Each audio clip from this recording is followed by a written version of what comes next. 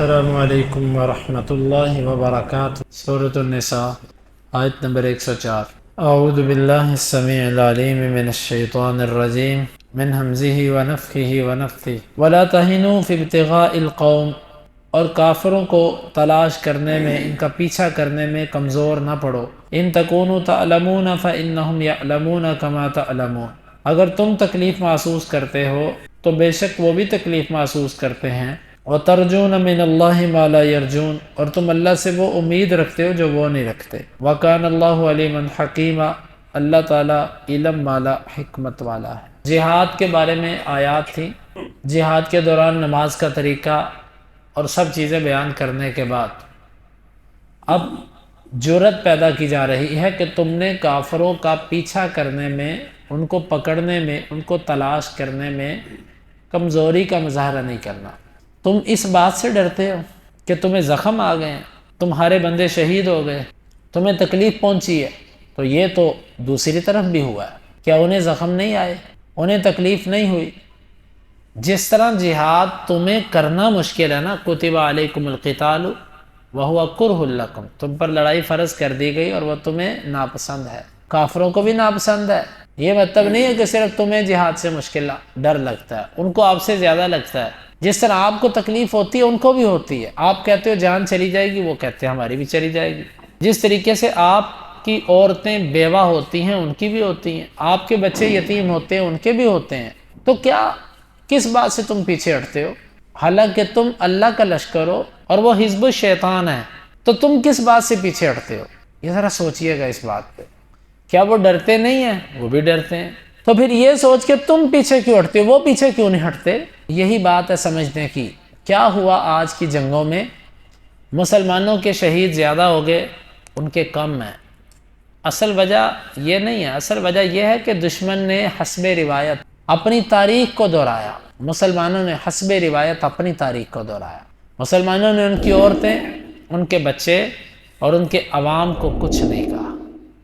اگر مسلمان اس طریقے پر اتر آتے تو اس ٹائم یہودیوں کی جو تعداد ہوتی وہ شاید 10,000 سے بھی اوپر ہوتی۔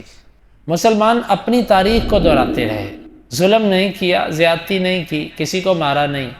یہودی اپنی تاریخ دہراتے رہے، بے گناہ مسلمانوں کا قتل، بچوں کا قتل، عورتوں کا قتل، عمارتوں کو منہدم کرنا، ان کی عادت ہے۔ فساد فی الارض، یہ اپنا کام کر رہے ہیں، مسلمان اپنا کام کر رہے ہیں۔ اگر تمہیں تکلیف ہوتی ہے تو انہیں بھی ہوتی ہے جس طرح تم محسوس کرتے ہو۔ اس لیے تکلیف کی وجہ سے جہاد چھوڑ دینا، موت سے ڈرتے ہوئے جہاد چھوڑ دینا، یہ تو کوئی سمجھ نہیں آتی بات۔ جب کافر پیچھے نہیں ہٹ رہا تو تم پیچھے کیوں ہٹ رہے ہو؟ کاش کہ یہ بات مسلمانوں کو سمجھ آ جائے۔ جب مسلمان، ان کے لیڈر اس بات سے ڈرتے ہیں جی جنگ نہ ہو جائے، جنگ نہ ہو جائے، تو کیا اس بات کا ڈر ان کافروں کو نہیں ہونا چاہیے؟ وہ تو کھلے علل اعلان جہاز، اپنے اسلحے، اپنا سب کچھ لے کر آ گئے، اور لے کر نہیں آئے، آپ پر بمباری کر رہے ہیں، آپ کی بلڈنگیں تباہ کی جا رہے ہیں، اور آپ ابھی تک کہہ رہے ہو عالمی جنگ نہ شروع ہو جائے۔ عالمی، کتنے بزدل ہو تم لوگ۔ مسلمانی تو بہت اونچی چیز ہے، یہ تو مردانگی کے خلاف ہے تمہاری، کہ تم اپنے بچے مروا رہے ہو، اپنے گھر تباہ کروا رہے ہو، اپنی نسلیں تباہ کروا رہے ہو، مسجدیں شہید کروا رہے ہو، اور یہ کہہ رہے ہو جنگ نہ شروع ہو جائے۔ ان تکونوا تعلمون فانہم یعلمون کما تعلمون، اگر تمہیں ڈر ہے تو ڈر انہیں بھی ہے، لیکن وہ ڈر کے باوجود سب کچھ کر رہے ہیں، اور تم ڈر کے ہوتے ہوئے کچھ بھی نہیں کر رہے۔ وَتَرْجُونَ مِنَ اللَّهِ مَا لَا يَرْجُونَ، اور تم ان سے ایک چیز میں آگے بھی ہو، تمہیں اللہ سے وہ امید ہے جو ان کو نہیں ہے۔ تمہارے مردہ شہید، تمہارے مردہ جنت کے اندر، تمہارے زندہ بچ جانے والے غازی، دنیا میں بھی اللہ کی رضا، آخرت میں بھی اللہ کی رضا، ان کو کیا ہے؟ مر گئے تو جہنم، جیتے رہے معذور ہو گئے تو ہمیشہ کی حسرت دل کے اندر، ہائے مارا گیا، کٹ گیا، یہ میرا بازو کی ٹوٹا، کاش نہ ٹوٹتا، کاش نہ ٹوٹتا، اسی حسرت میں وہ زندگی گزارتا ہے۔ جبکہ تمہاری دنیا کی زندگی بھی مختلف ہے، تمہاری آخرت کی زندگی بھی مختلف ہے۔ ڈرتے کس بات سے ہو؟ یعنی تم مرو یا جیو، ہر حال میں تم ان سے بہتر ہو، اور وہ جئیں یا مریں ہر حال میں بدتر ہیں، تو پھر بھی تم ان سے ڈرتے ہو، پھر بھی تم پیچھے ہٹتے ہو۔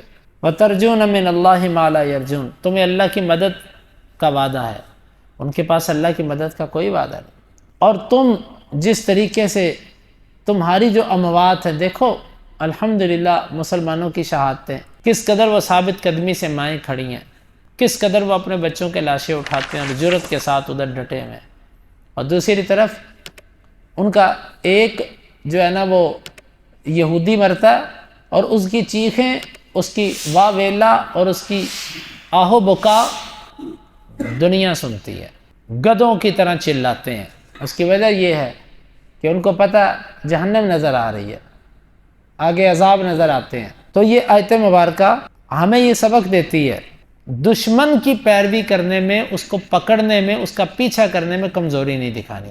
آپ یوں کہہ لیں کہ اس موجودہ حالات کے تناظر میں ہم سراسر اس آیت کے خلاف چل رہے ہیں۔ ہم دشمن کا پیچھا کرنے میں اس قدر بزدل ہیں، ہم اس کو پکڑ تک نہیں سکتے، جبکہ قرآن کہتا ہے کہ دشمن کو پکڑنے میں کمزوری نہ دکھاؤ۔ اور اسی طرح وہ جنگ سے نہیں ڈرتے، وہ جان چلی جانے سے نہیں ڈر رہے، وہ باطل پر ہو کر بھی ڈٹے ہوئے ہیں۔ تم حق پر ہو کر جان چلی جائے، شہادت کے درجے پر فائز ہونے کے باوجود تم ڈرتے ہو ان سے۔ موت جو ہے نا، موت یہ جہاد کے میدان میں نہیں لکھی ہوئی، موت اپنے وقت پر ہے۔ اگر آپ کی موت جہاد کے میدان میں آنی ہے تو وہ وہیں آنی ہے، اگر نہیں آنی تو ساری زندگی بھی لڑیں گے خالد بن ولید کی طرح، آپ کو موت بستر پر ہی آئے گی۔ وَكَانَ اللَّهُ عَلِيمًا حَكِيمًا، اللہ بڑا علم والا ہے اور بڑا حکمت والا ہے۔ وہ جو تمہیں باتیں کہتا ہے وہ علم کی بنیاد پر کہتا ہے، اور اس میں حکمت ہوتی ہے، وہ اس لیے کہتا ہے۔ بعض دفعہ ایک بندہ کسی کو جرأت دیتا ہوتا ہے لیکن اس کو یہ نہیں پتا ہوتا کہ اس کا انجام کیا ہوگا۔ اللہ ایسا نہیں ہے۔ اللہ تمہیں اگر جرأت دلا رہا ہے تو کیونکہ اللہ علیم ہے، اللہ حکیم ہے، اس کو سب پتہ ہے۔ اللہ تعالیٰ سے دعا ہے اس آیت کو سمجھنے کی اور عمل کی توفیق عطا فرمائے۔